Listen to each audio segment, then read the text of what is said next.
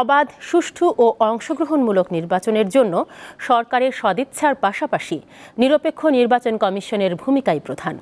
তাই কমিশনের জন্য সার্চ কমিটির মাধ্যমে নিরপেক্ষ ব্যক্তিদের বাছাই করতে হবে, মতামত নিতে হবে অংশীজনদের।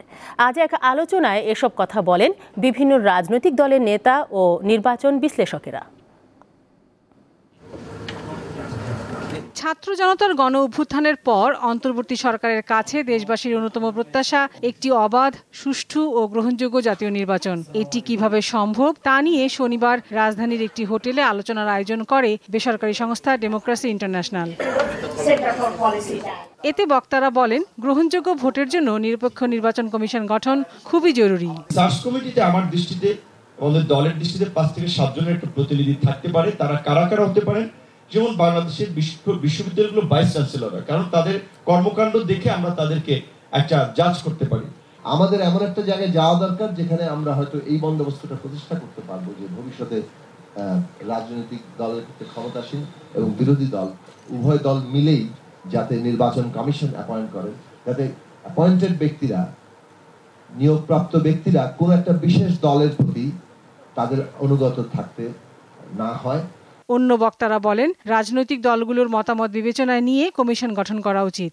ওপেন করে দেই সার্চ কমিটিটা, যে রাজনৈতিক দলগুলো নাম দেখ, তাদের মধ্যে কোন দল কাদেরকে নাম দিচ্ছে সেই নামগুলো পাবলিক করা হোক, সেগুলোর উপরে এই ধরনের গোল টেবিল আলোচনার আয়োজন করা হোক, তাদের পক্ষে বিপক্ষে বিতর্ক হোক, তারপরে সেখান থেকে নাম নিয়ে আমরা সার্চ কমিটি গঠন করব।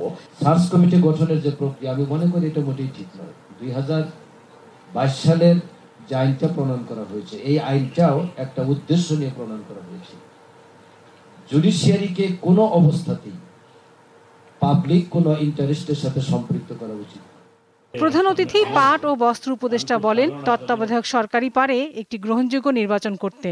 যদি ভালো নির্বাচন করতে হয় তাহলে আমার মনে হয় যে একটা ইন্টারিম ব্যবস্থা থাকতে হবে। সেটা আপনারা যদি কনস্টিটিউশন বলেন, কনস্টিটিউশন যে ইলেকশন কমিশনকে আপনাকে কাজ করার সুযোগ দিতে হবে। নির্বাচন ব্যবস্থা সংস্কার কমিশনের প্রধান জানান, সবার সঙ্গে আলোচনা করে সুপারিশ নেওয়া হবে।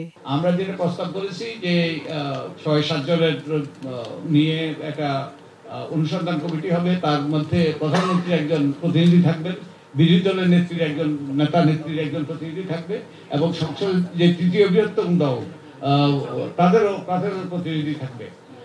একই সাথে একজন গণমাধ্যমের প্রতিনিধি থাকবে, একজন নাগরিক সমাজের প্রতিনিধি থাকবে। একটি গ্রহণযোগ্য জাতীয় নির্বাচনের লক্ষ্যে নির্বাচন ব্যবস্থা সংস্কার কমিশন গঠন করেছে অন্তর্বর্তী সরকার। লাবণী গুহ, দীপ্ত সংবাদ, ঢাকা।